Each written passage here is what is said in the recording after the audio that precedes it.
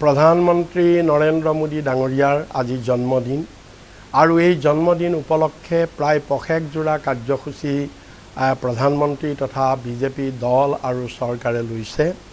আমি তৃণমূল কংগ্ৰেছৰ তৰফৰ পৰা নিশ্চয় জন্মদিনত আমি শুভেচ্ছা জনাব লাগিব। প্ৰধানমন্ত্ৰীক আমি নিশ্চয় শুভেচ্ছা জনাইছোঁ, তেখেত সুস্বাস্থ্যৱান হওক, তেখেত দীৰ্ঘায়ু হওক।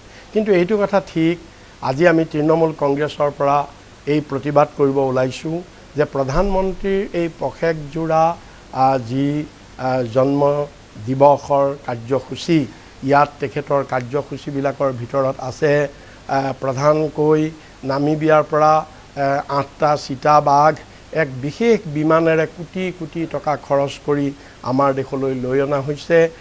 ক'ৰবাত হয়তো ৰক্তদান কৰিবলৈ কৈছে, ক'ৰবাত বৃক্ষৰোপণ কৰিবলৈ কৈছে, আৰু ক'ৰবাত চৰকাৰী কাৰ্যসূচীবিলাক প্ৰচাৰ কৰিবলৈ কৈছে, আৰু ক'ৰবাত মন্দিৰত বা নামঘৰত চাকি জ্বলাবলৈ কৈছে। এইখিনি ঠিকেই আছে, আমি ইয়াত আপত্তি কৰা নাই। কিন্তু আমি আপত্তি কৰিছোঁ যে এই পষেকজোৰা কাৰ্যসূচী প্ৰধানমন্ত্ৰীয়ে যদি ইয়াতে ল'লেহেঁতেন, যে আমাৰ দেশত এই যে মূল্যবৃদ্ধি, আকাশলংঘী মূল্যবৃদ্ধিয়ে যে চাৰিওফালে মানুহক কোঙা কৰি তুলিছে, মূল্যবৃদ্ধি GSTৰ ফলত আমাৰ যে দেশৰ কোটি কোটি জনতাই অৰ্ধাহাৰে অনাহাৰে আছে, এই নিষ্পেষিতসকলৰ কাৰণে যদি তেখেতে এটা দিনৰ কাৰ্যসূচী ল'লেহেঁতেন, আমাৰ কোটি কোটি নিবনুৱা যুৱক যুৱতী আজি হতাশাত ভুগিছে, চাৰিওপিনে এটা হাহাকাৰ, নিবনুৱা যুৱক যুৱতীৰ এটা উপাৰ্জন নাইকিয়া, চাৰিওফালে এক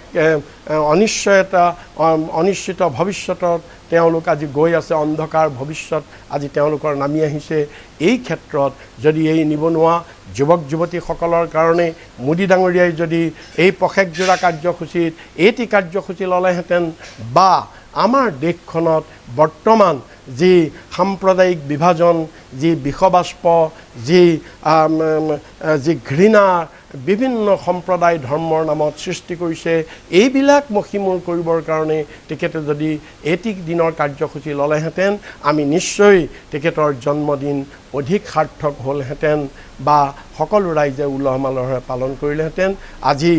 আজি ইমান ব্যয়বহুল এই জন্মদিৱস কেৱল এটা তেখেতৰ প্ৰচাৰৰ বাহিৰে, তেখেতক অতি মানৱ হিচাপে প্ৰক্ষেপিত কৰাৰ বাহিৰে অন্য কোনো কাৰ্যসূচী নাই বুলি আমি অসম তৃণমূল কংগ্ৰেছে ভাবিবলৈ বাধ্য হৈছোঁ।